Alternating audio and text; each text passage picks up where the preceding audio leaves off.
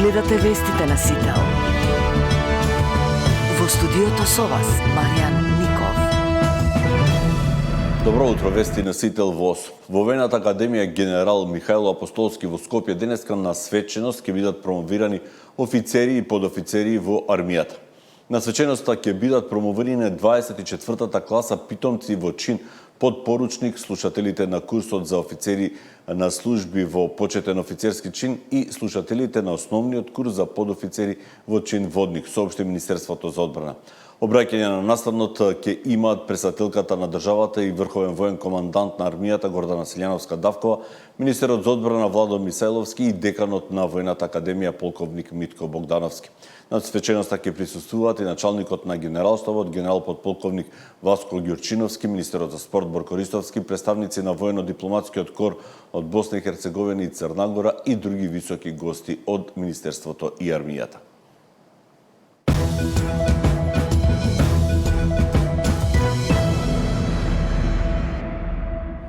Денеска работно ќе биде и во собранието, што ќе содржи 12-та седница, на која ќе има неколку предлог закони во прво читање од областа на здравството и предлог законот за изменување на законот за здравствена заштита во второ читање. На денешната седница на дневен ред меѓу другите точки се и неколку предлог закони по скратена постапка, исто така предлог законите во прво читање за прогласување на кањон Матка за споменик на природата, за прогласување на Студенчишко блато за парк на природата и предлог закон за прогласување на Охридското езеро за споменик на природата. Ќе бидат одржани и неколку седници на комисија.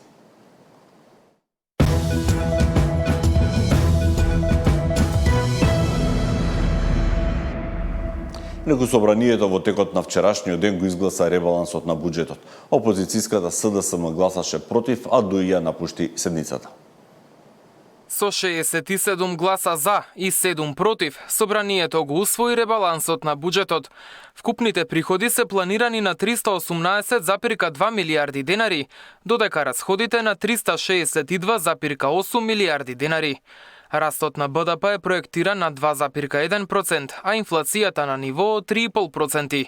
Пратеникот на ВМРО ДПМН Бојан Стојановски рече дека ребалансот е само обид да го дочекаме крајот на годината во што понормална состојба и најави дека веќе се подготвува буџетот за следната година. Ако успеавме со еден ваков ребаланс, со толку малку средства во буџетот, сите овие работи да се обезбедат и да се покаже дека контурите на однесувањето на новата власт ќе биде исклучивно повеќе за народот и за стопанството, тогаш во наредниот буџет за 2025 година ќе го покажеме целиот зенит на однесување на една нова политичка елита. Иако за расправа се предвидени 3 дена, буџетот беше изгласан за неколку часа. Пратениците од Европскиот фронт си замина уште на почетокот, оти беше симнат од дневен ред предлогот за измена на законот за игрите на среќа. За дебата не беа расположени ниту СДСМ. Критика имаше само од екс-премиерот Димитар Ковачевски, кој рече дека тие нема да го поддржат ребалансот и нема да одолговлекуваат. Во делот на финансиските средства за плати не се обедени средства за континуиран пораст на платите и исто така не се обезбедени финансиски средства за пораст на минималната плата. Министерката за финансии го демантираше во тема на денот на Сител. Вели пари има и средства за се она кое предвидено со закон се обезбедени. Прво пари има и не е точно, значи го споменав УКИМ, споменав усогласување исто така со минималната плата за вработените во јавниот сектор, така да не може да каже дека нема. Сите усогласувања кои што се согласно закон се предвидени. И за пензиите исто така нешто што го пропуштија тие да го направат. Сега, јас не гледам каде гледаат проблем во делот на капиталните инвестиции, дека имало помалку кога ќе ги погледнете бројките, може слободно да видите и да констатирате дека износот е ист. И сега да, нема средства обезбедени за корупција и криминал, туку има средства точно наменети за реализација на проекти, пари кои што ќе се наменат на проекти што ќе имаат додадена вредност. Мартин Арсов, Сител телевизија.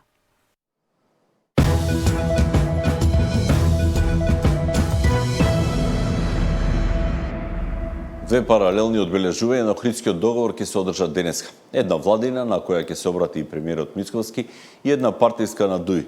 Ако лани беа потрошени 100.000 евра, а за настанот годинава не е спроведена јавна набавка, а организацијата ја презема Генералниот секретаријат на владата. На паралелни прослави Дуи и Вреди ќе одбележуваат 23 години од подпишувањето на Охридскиот рамковен договор. Вреди со настани во влада и свечена академија, а Ахмети на одвоен собир. И двете страни тврдат дека одбележувањето значи обединување на албанците. Според официјалната покана која стигна од Министерството за животна средина и во која како организатор е наведен вице-премиерот Изет Меджити, прославата ќе започне со панел дискусии, а централната прослава ќе биде во Музејот на современа уметност. Свечена седница ќе се одржи и во влада, на која ќе се обрати и премиерот Христијан Мицкоски.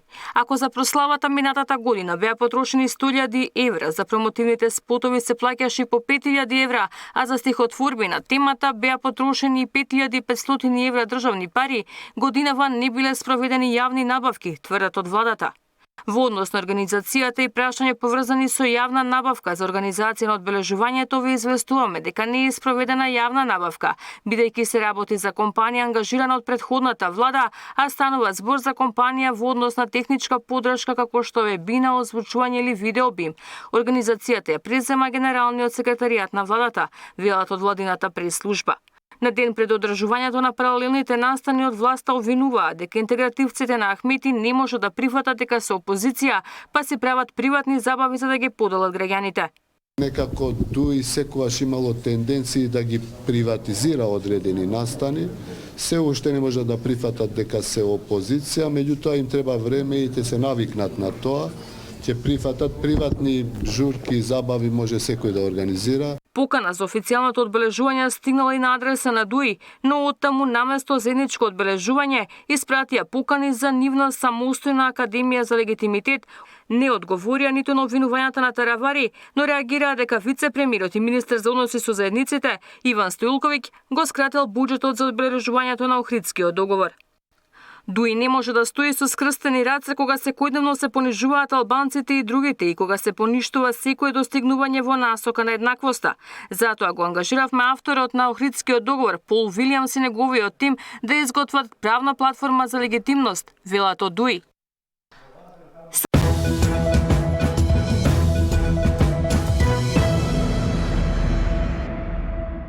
Пожарите натаму се присутни во државата речиси повеќе од еден месец. Огнените стихии создаваат проблеми не само за пожарникарите, војската и полицијата, кои се на терен, туку и за локалното население. Бројката на пожари е менлива од причина што некои се гаснат, но други се појавуваат повторно. Во гаснењето, каде што има услови, се гасне од земја, а најголемиот дел од пожарите се на тешко пристапни терени и таму гаснењето е можно само од воздух. Според последната информација од МВР и нивната активност во текот на вчерашниот ден, со 66 налети сврлени се над 140 тони вода на пожарот што повторно избувна во околината на Пекчево и што се локализирани дел од краците, но пожарот и натаму е се уште активен, па и ќе се продолжи со негово гасење. За пожарот токму во Пекчево, кој е повторно присутен и создава аларм, директорот на ЦУК Стојан Чангелов ја пренесува состојбата. Избувна можеби 50 метра подалеку од изгорениот појас, што значи дека 50 метра настана нов појас внатре во боровите. Се работи за пожар кој што многу брзо се разви, со долга линија на горење, во квалитетна букова шума, се извинувам, во квалитетна борова шума, но постои опасност да влезе и во букова шума. На овој пожар, покрај локалните пожарникари од околината, значи покрај пожарникарите од Берово, Делчево, активно учествуваат и пожарникари од Кочани, но и од Кавадарци. Исто така вклучени се лица од национални шуми, како и неколку вработени во дирекцијата за заштита и спасување. Координацијата ја врши лично градоначалникот на Пекчево и можам да го пофалам дека имаме изворедна координација на силите на земја, вклучително и силите од воздух кои што успешно ги координираат да фрлаат онаму каде што потоа настапуваат пешадиски и верувам дека значително успорен овој пожар, иако во споставувањето контрола ќе биде исклучително тешко, бидејќи се работи за многу стрмен терен, каде што и густа вегетација, каде што движењето на луѓе е многу тешко. Некој целата држава е зафатена и односно е присутна портокалова фаза поради високите температури кои што се присутни. Од таа причина секако треба да ги слушнеме информациите, барем кога станува збор за температурите, особено што и денеска во најавата се високи температури со 40 степени, па во некои места и повеќе. Повеќе детали од колегата Спас. Повели. Токму така, Маријан, Македонија денес тропски ден, сончево и многу топло со невообичаени високи дневни температури. Максималната температура денес до 41 степен, каде УВ индексот има вредност 9. Се гледаме по вестите. Тука е крајот на ова издание на Утринските вести. Бидете заедно со нас и во терминот од 9 часот. Пријатно.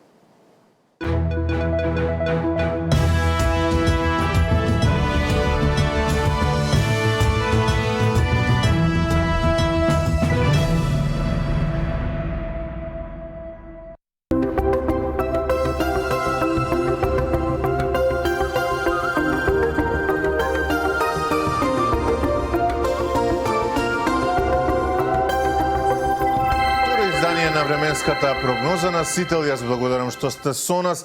За денес вторник, 13 август 226 ден од годината. Сонцето денес изгреа во 5 часот и 35 минути, а ќе зајде во 19 часот и 39 минути. Денот денес ќе трае 14 часа и 4 минути. Македонија денес сончево и многу топло за овој период од месец август, а еве ги и новите утрински температури по градови. Утринава во Неготино 23 степени како и во Крушево, Скопје бележи 22, 21 во Радово и Шивиница, Куманово утринава со 19, Македонски Брод 18, Берово со 15 степени. Максимална температура за денес во Неготино 39, 33 во Крушево, 39 ќе имаме и во главниот град, 38 во Радовиш, 37 во Виница и Куманово, 35 во Македонски Брод, додека 33 максимални степени денес ќе имаме во Берово.